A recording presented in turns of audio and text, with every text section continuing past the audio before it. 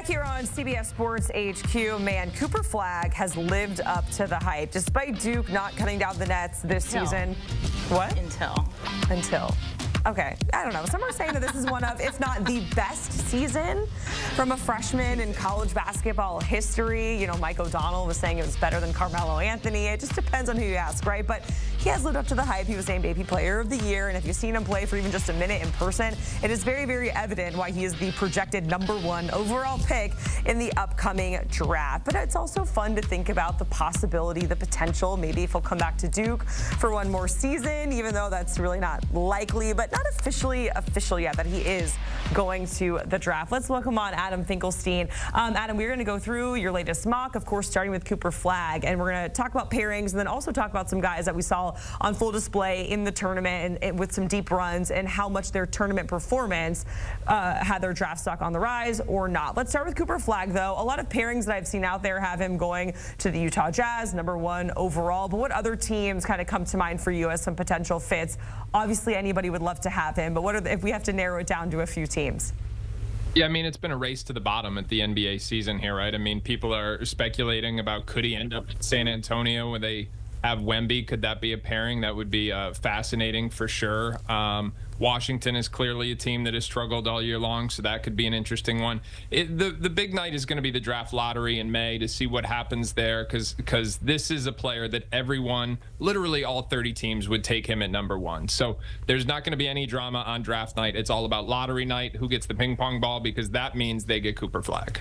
All three of those teams with a 14% chance to get that #1 overall pick. Let's talk about Walter Clayton Jr. because he had so many clutch moments throughout the tournament, making clutch threes down the stretch when it mattered, and then more of a defensive showing in that title game. He was held to 0 points offensively in the first half there. How much did that last game impact his draft stock, or is it just on the rise if we're looking at the body of work of the tournament as a whole for Walter Clayton?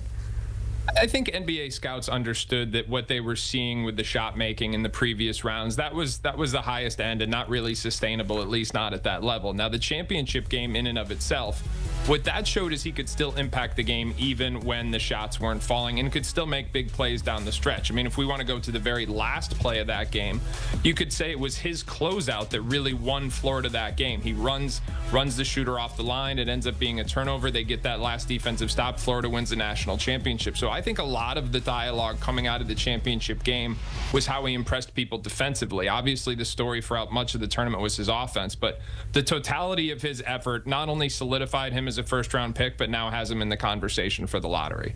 Yeah, I've seen a lot of drafts, including yours, having him go to the Orlando Magic, which you know that I love because we need somebody who can shoot the 3 ball. I'm going to try not to get overly excited right now.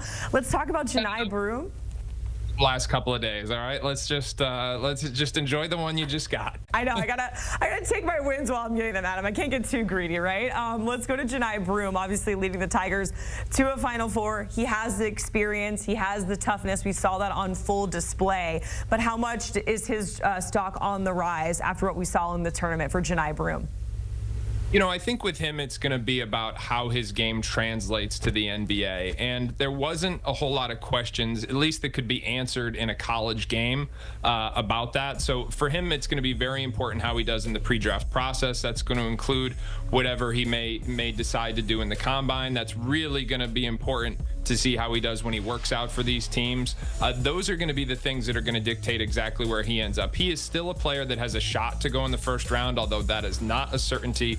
While his physicality was his calling card in college, I think NBA teams are most interested in how effectively he can stretch his game out to the perimeter. We've seen growth in that area, but it's going to be his passing, his ball handling, and his shooting that teams are going to really want to test in those individual workouts, and as well as his defensive versatility that includes obviously lateral quickness and length and things like that. So his process, although the NCAA tournament is over, is really just beginning as he fights for a spot in the first round.